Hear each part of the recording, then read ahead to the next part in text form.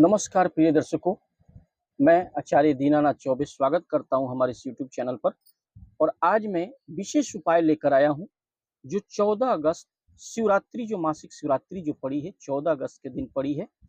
और उसी दिन यह विशेष उपाय आपको करना है। शीघ्र विवाह के लिए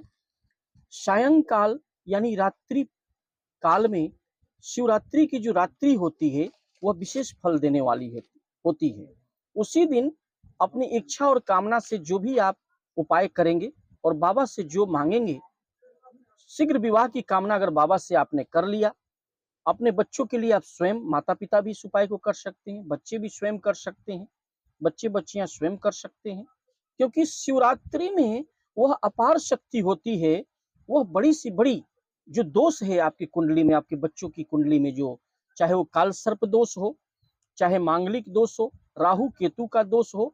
या फिर बड़ा से बड़ा ग्रहण दोष लग गया हो, किसी ने कुंडली को बांध दिया हो, ऐसी स्थिति अगर आ गई है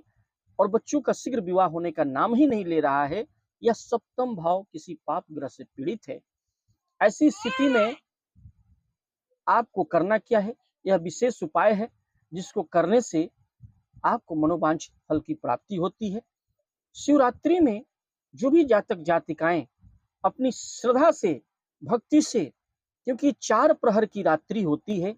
कुछ लोग सायंकाल से लेकर के 6 से 9 के बीच कर लेते हैं, कुछ लोग 9 से 12 भी करते हैं, या कुछ लोग चारों काल की पूजन भी करते हैं। क्योंकि 4 काल होते हैं शिवरात्रि में, जो 4 प्रहर होते हैं, वो 4 प्रहर की पूजन का भी बहुत बड़ा महत्व है, क्योंकि वो जागने की रात्रि होती है शिवरात्रि। अगर जगकर भी आप करते हैं तो वह विशेष फल प्रदान करती है। उस रात्रि में अगर जग करके संपूर्ण रात्रि अगर आप, कुछ लोग भगवान भोलेनाथ की कृपा उनको प्राप्त हो, उनका भजन भाव करते हैं, माता पार्वती से अपने शीघ्र विवाह की कामना करते हैं, तो यकीन मानिए कि शिवरात्रि वह रात्रि होती है जो विशेष फल को देने वाली होती है। तो आपके बच्चे बच्चियों की शादी में अगर विलंब हो रही है,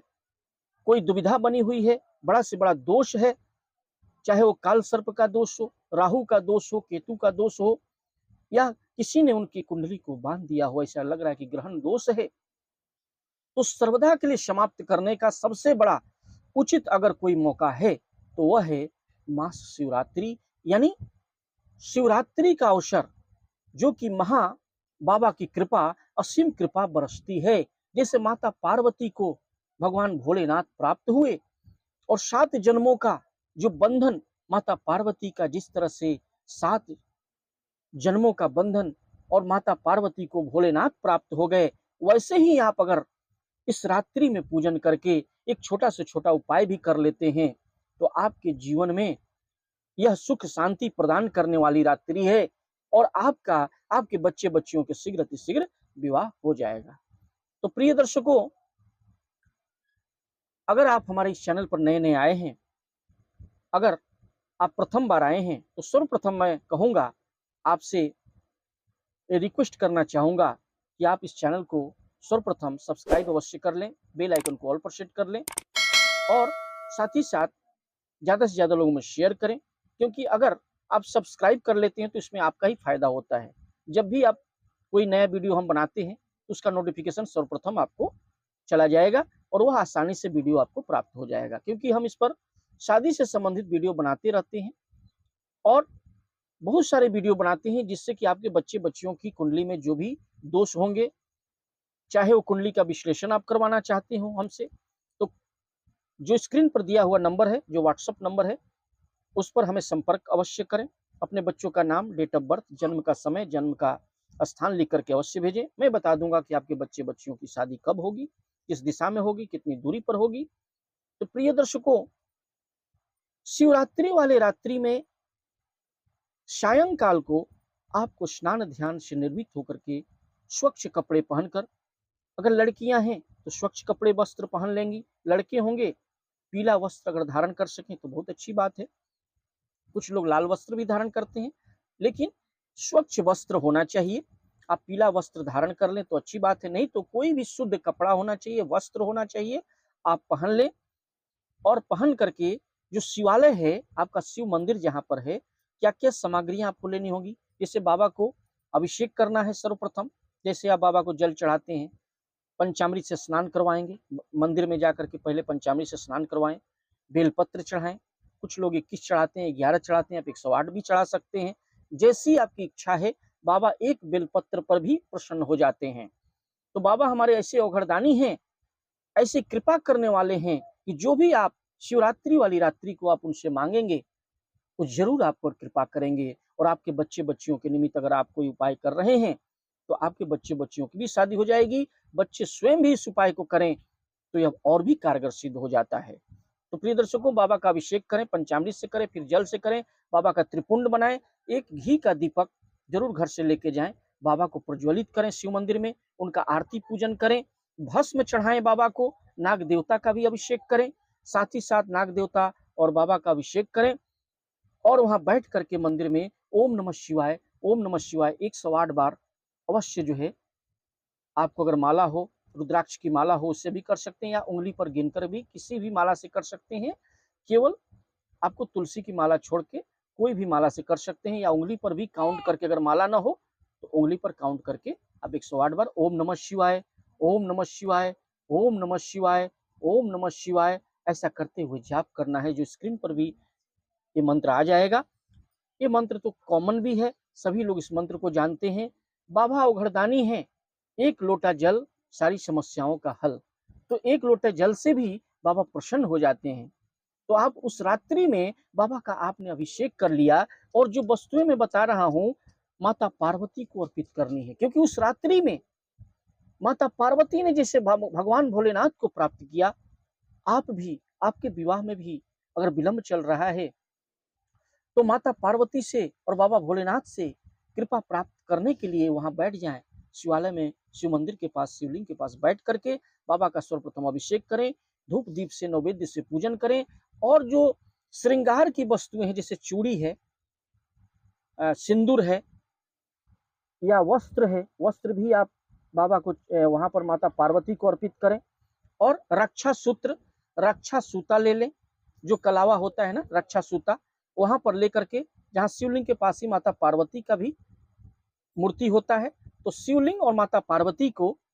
अभिषेक करने के बाद, पूजन करने के बाद, आरती करने के बाद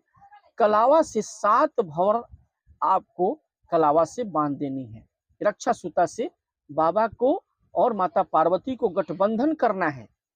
और 7 बार गठबंधन कर देनी है रक्षा सूत्र से। और बाबा से हाथ जोड़ करके माता पार्वती से प्रार्थना करनी है कि हे बाबा, जिस तरह से आपकी जोड़ी बनी हुई है, माता पार्वती और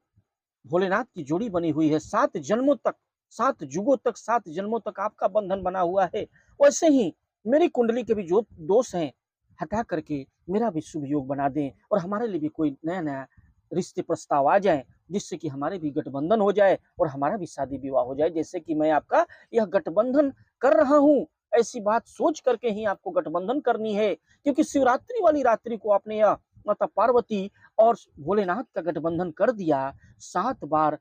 रक्षा सूता कलावा के माध्यम से आपने गठबंधन कर दिया, और श्रृंगार की वस्तुएं माता पार्वती को अर्पित कर दिया, और अभिषेक के साथ पूजा आरती कर ली आपने। तो बाबा भोलेनाथ और माता पार्वती की कृपा आपके जीवन पर भी बरसने लगेगी। और शिवरात्रि वाले उस रात्रि में जो भी आप भगवान भोलेनाथ से मांगते हैं, जो माता पार्वती से मांगते हैं, ओम नमः शिवाय का जाप करते हुए माता जी जरूर प्रसन्न हो जाती हैं, माँ भगवती प्रसन्न हो जाती हैं,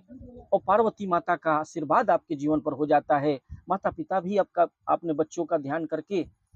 कर सकते हैं, बच्चों का नाम ध्यान करके उनका गोत्र लेके कर सकते हैं उपाय, या फिर बच्चे अगर स्वयं करें तो ये बहुत बड़ी बात है।